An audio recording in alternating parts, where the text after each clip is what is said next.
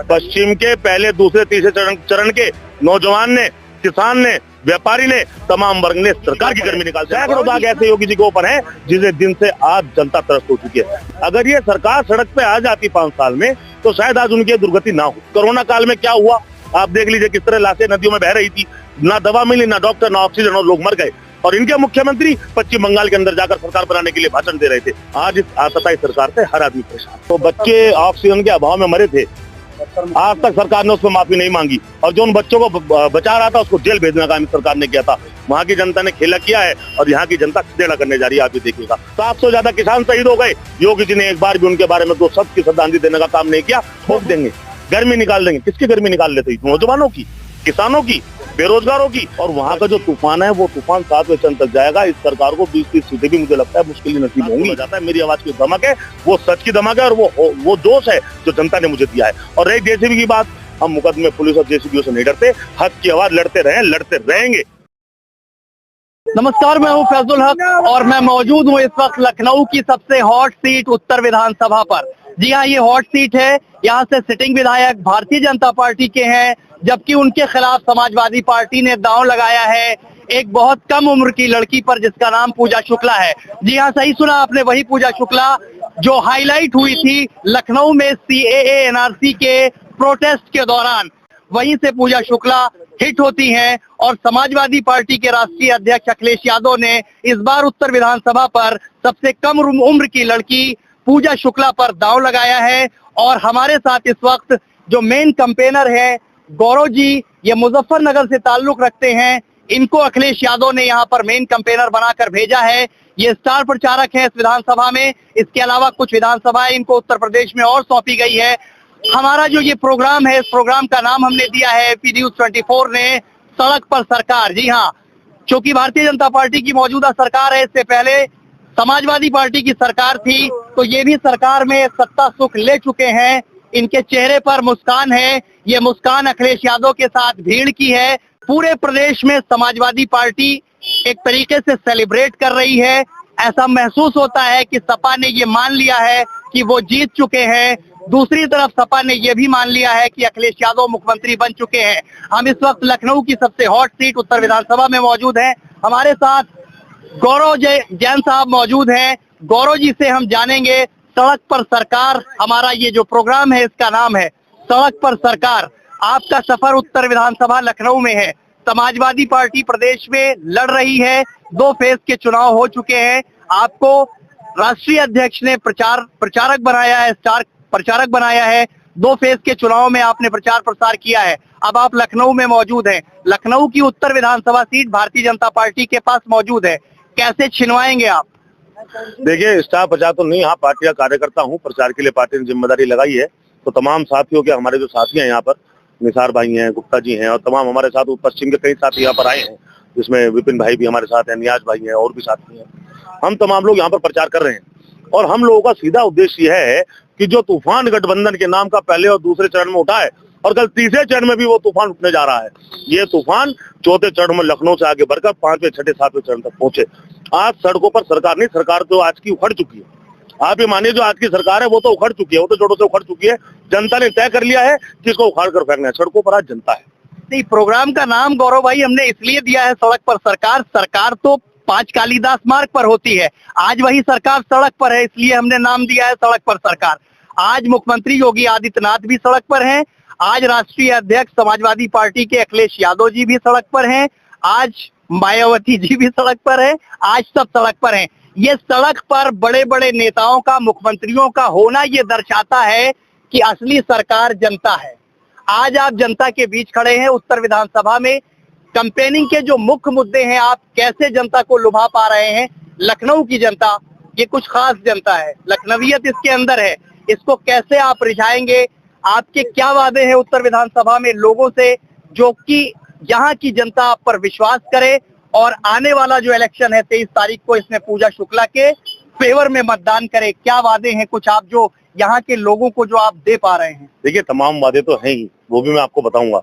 नहीं, मैं मैनिफेस्टो से हट कर बात कर रहा हूँ। आप क्या वादा कर रहे हैं? मैं मेन जो बात आपसे बताना चाहता हूँ वो ये है कि जो आपने नाम रखा है ना सरकार सड़क पे, ये आपका नाम बिल्कुल सही है।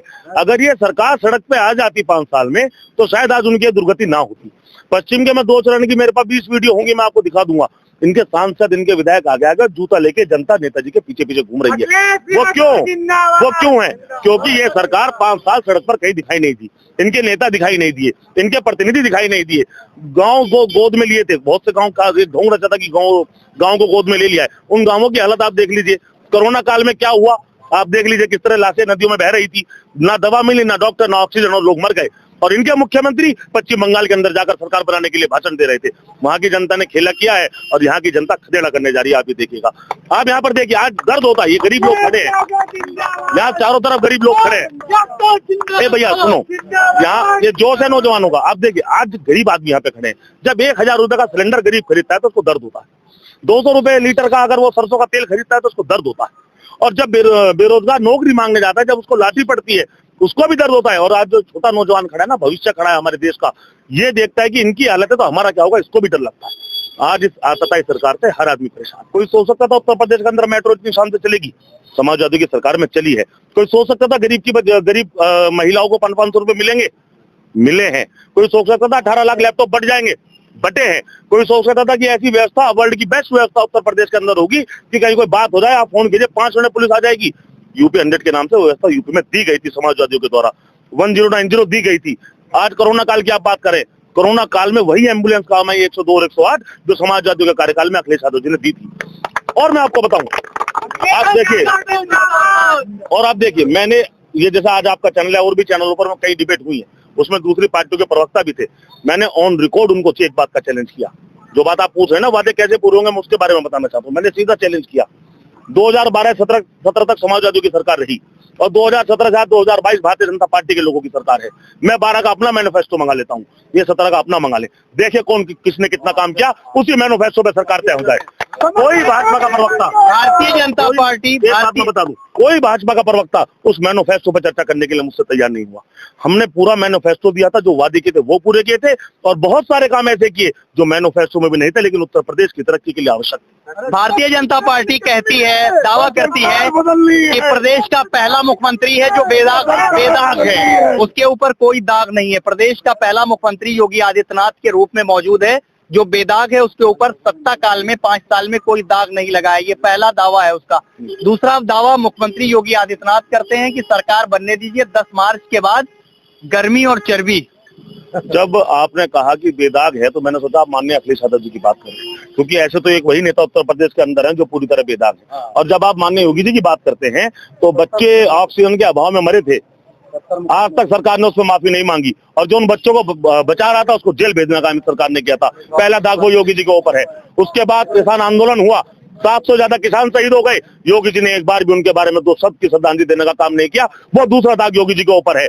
तीसरी बात मैं आपको बताऊं, कोरोना के अंदर सैकड़ों हजारों लाखों लोग मर गए, ना दवा मिले ना डॉक्टर, वो दाग योगी जी के ऊपर है। सैकड़ों दाग ऐसे योगी जी के ऊपर है जिसे दिन से आज जनता त्रस्त हो चुकी है। मेरे भाई ने बताया, उनके मंत्री ने धमकी दी और मंत्री के बेटे ने किसानों के ऊपर गाड़ी चलाकर किसानों को मार दिया, और वो बेटे की जमानत होगा कि ये दाग किसके ऊपर है? ये भी योगी जी के ऊपर। वो जो जमानत की आप बात कर रहे हैं वो तो न्यायपालिका की व्यवस्था है, सरकार का तो उसमें कुछ भी नहीं है, वो तो कोर्ट से जमानत मिली है। महोदय आप जानते हैं केस तो प्रति स्टेट की पुलिस ही करती है, और इनका किस तरह की बात करते हैं, ठोक देंगे, गर्मी निकाल देंगे। किसकी गर्मी निकाल लेते? नौजवानों की, किसानों की, बेरोजगारों की।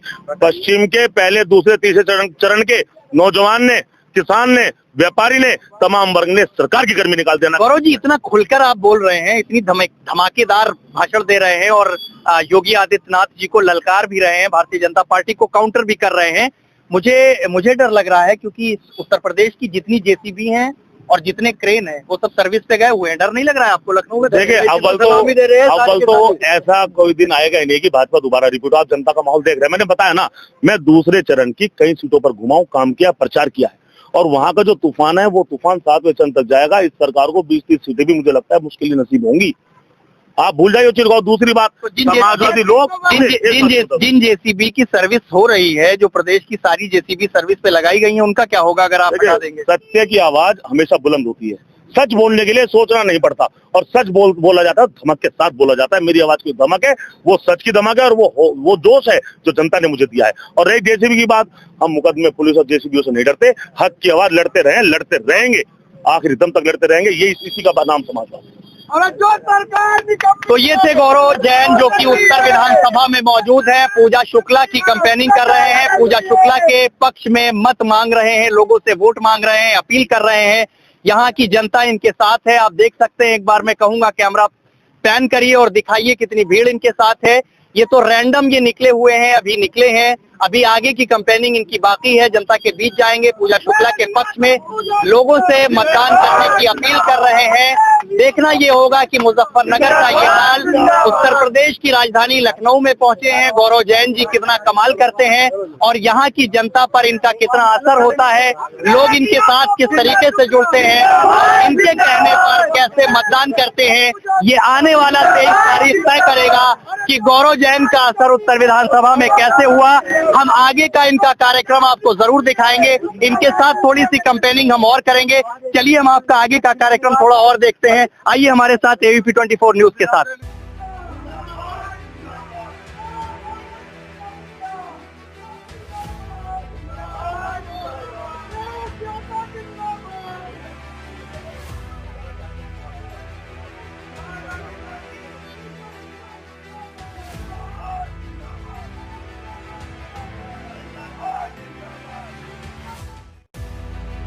तेईस फरवरी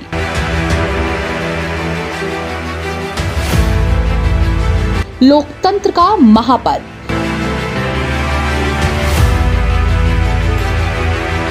जब आप करेंगे मतदान, ABP 24 न्यूज पर देखिए उत्तर प्रदेश के 9 जिलों की 60 विधानसभा सीटों से सीधे अपडेट। हमारे संवाददाताओं की रहेगी मतदान पर पैनी नजर, वोटिंग की स्पेशल रिपोर्टिंग। ABP 24 न्यूज पर मतदान महादान।